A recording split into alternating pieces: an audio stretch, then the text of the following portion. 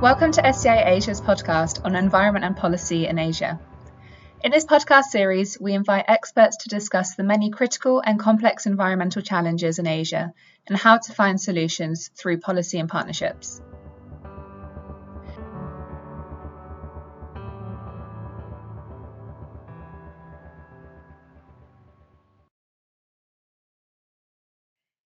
Hi, my name is Diane Archer. I'm a Senior Research Fellow in the Urban Cluster at Stockholm Environment Institute, or SEI, in Asia.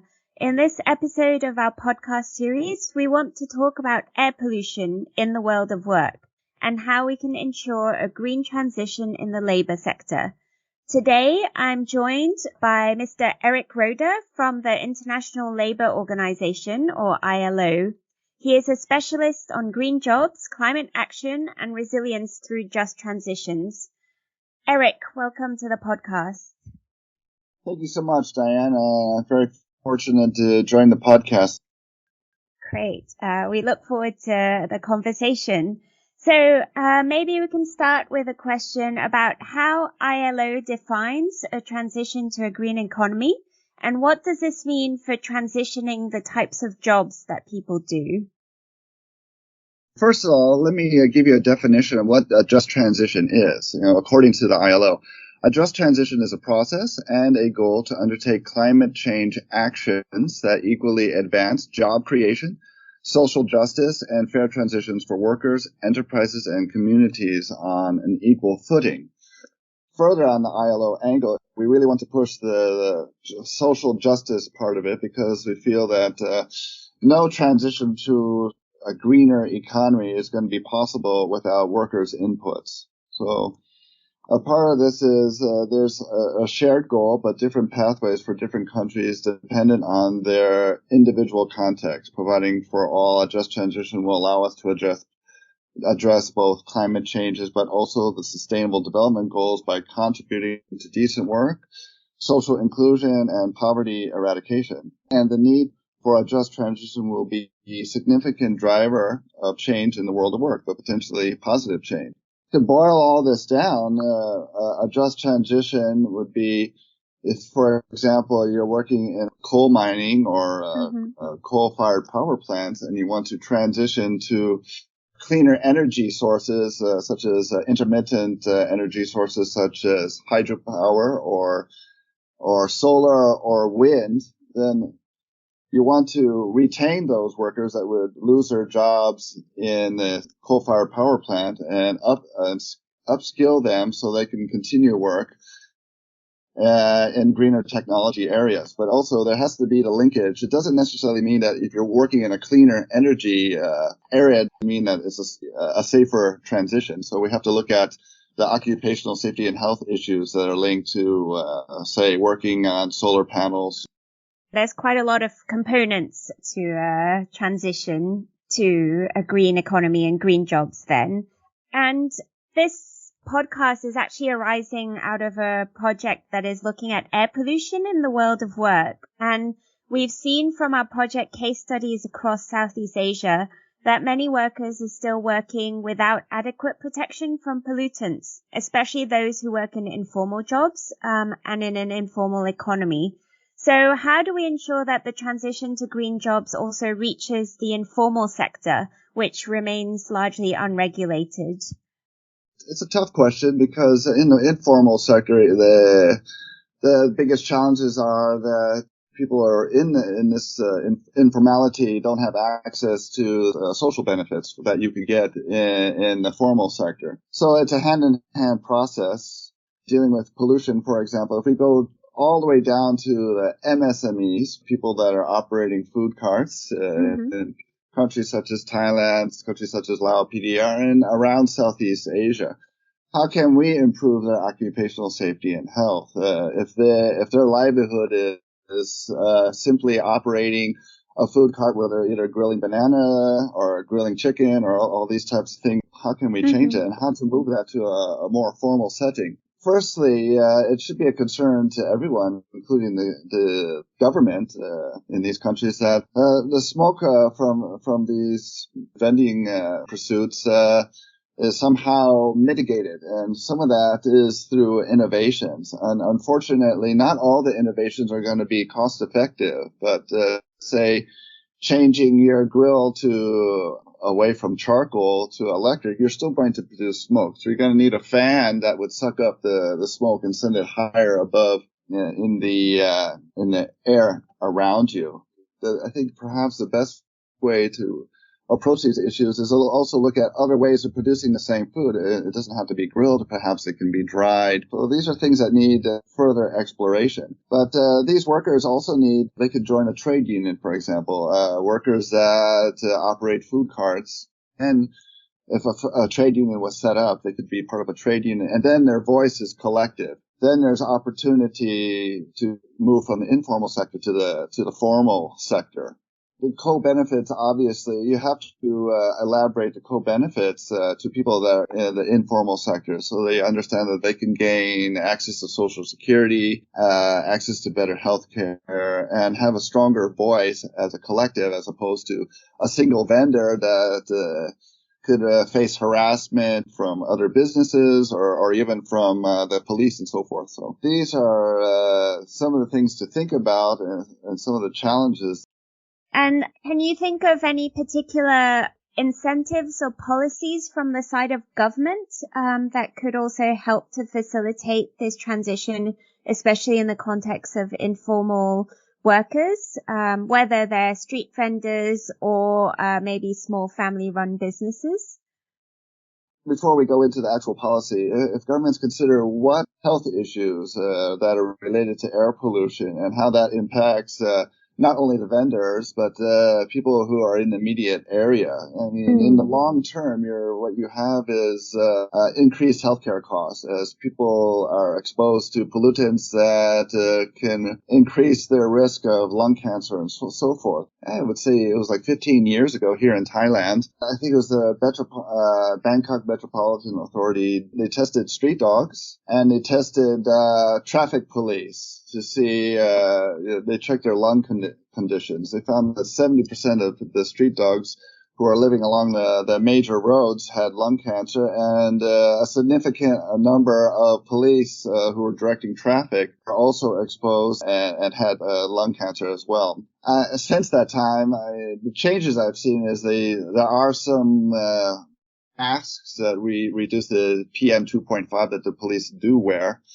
But it shows that it's a significant problem to deal with these issues. And I think over the years in Thailand, as an example, you see the street vendors, there's not as many and they're more organized in certain parts of the city. Maybe they're in areas where they're not being monitored they have something called a Tessakit, where these are like kind of police that monitor street vendors. And so they've sort of looked at ways to move them out of really congested areas. And I think they're exploring ways to be more like Singapore, where they create these types of food courts and then they also can offer different ways of maybe introducing innovations that don't use charcoal, for example, in the cooking of food and these types of things. And so by increasing your occupational safety and health, in the long run, you're reducing costs. And then you also the government also increases its own tax base, bringing in people from the informal sector to the formal sector. And then for those people that have joined, obviously the biggest incentive is they have greater voice because they can join a trade union. So obviously, and those are some, just briefly on some of the co-benefits of why the government should take up these types of policies. So it sounds like organizing informal workers is a key step. So this brings us on to the next question, which is around the stakeholders, as well as the obvious actors such as ministries of labor or Ministry of Environment and Health. What other stakeholders should be engaged to ensure a green transition in the labor sector? As you have touched on already, firstly is government, secondly would be industry and firms, and thirdly is workers. So this is what in the ILO we call the WEG, workers, employers, and government. This is the tripartite. And these are the key elements that support just transition, green, decent job creation. On the industry and firm side, I'd say industry and firms play a role in exploring and implementing innovation for sustainability at all levels and links into the supply chain and taking up opportunities and incentives to reduce emissions and environmental impacts. This obviously requires closer knowledge and collaboration across the supply chain with customers, suppliers, and even competitors. And so collaboration skills and networks will be crucial from the industry side or private sector side.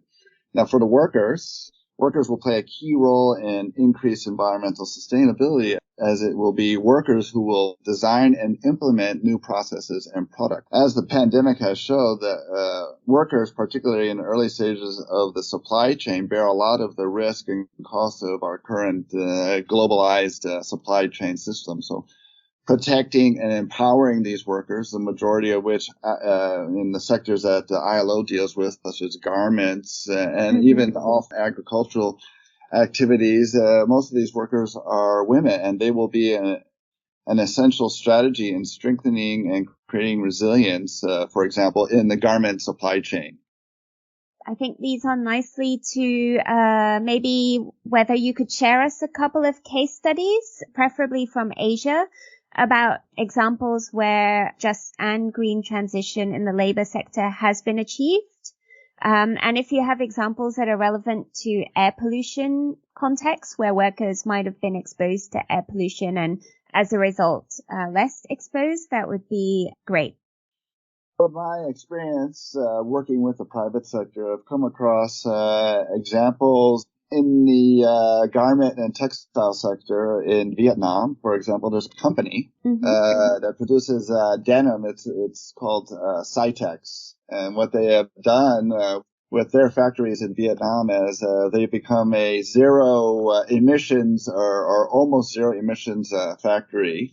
What that has done for workers is that has increased their occupational safety and health. The dyeing processes, the way they've applied energy efficiency and cleaner production principles at Cytex. And this has allowed better empowerment of workers who now, if they see a problem, such as, let's say, a boiler leak, they will report it and not be ignored by management. And I know that we've had them for roundtables and workshops in the past, not just with the ILO, but with the United Nations Economic and Social Commission for Asia and Pacific. Then a more recent example, there's a company in Thailand, TPPPI. What they do, they're making cement on one side, but they also have two coal-fired power plants. And they have already phased those power plants out as they move from coal-fired power plants to waste to energy and strictly only taking plastic waste and converting it into energy without producing any greenhouse emissions that would enter the environment. And then using the leftover and the ash from that process to use in their cement making processes. And if you're familiar with the issues of plastic waste that the city produces, you can see piles of plastic that could be like 2 stories high and can actually go on for like a kilometer. So there's a lot of waste being produced because we as a society and globally, we're a throwaway society. We haven't learned to really recycle yet, even though you hear the term recycling a lot. But this particular company is taking all this waste and they have before and after photos. So even though the energy produced from this waste to energy is 40% less than what you would get from coal, the trade-offs and the benefits are much higher. They were able to retain all the workers, and they actually increased their workforce because there was a lot of informal workers in the plastic collection process, and they formalized those workers because they wanted to incentivize them to ensure that the separation of other types of waste that could go directly to a landfill was separated from plastic. So no workers lost their job, and they actually increased jobs. And they developed all this technology in-house. and there was no government incentives or anything. So you can look at it in the reverse, where you think, oh, companies follow policy set by governments. But in this case, a private sector entity has taken the lead because they saw a cost-effective way to continue to produce energy using waste. So I thought these were two really very interesting examples. Thank you, Eric. No, those are great examples. And they also, especially the second example, just highlights the fact as well that for many workers, their exposure to air pollution might be not just at the workplace, but also ambient air pollution as well, especially if their workplace is outdoors. So there is also a real need to try and reduce overall ambient air pollution if we want to ensure a safer environment for everyone. So initiatives such as this, which transition from coal to waste as energy sources, would help to contribute to cleaner air. So thank you very much, Eric, for sharing your insights and those of the ILO about how we can achieve transition to green jobs in a just and inclusive manner. I think we've still got a long way to go. Our research has shown us that exposure to air pollution in the workplace is still an issue, but hopefully with more and more organizations, companies, workers, and the government gaining increasing awareness of the importance of acting on a safer workplace for everyone, not only for their health, but also for increased productivity. Hopefully we will achieve a just transition to a greener economy. So I really appreciate the time you spent with us today and your willingness to share your knowledge and experience. Thanks very much. Thank you so much, Diane.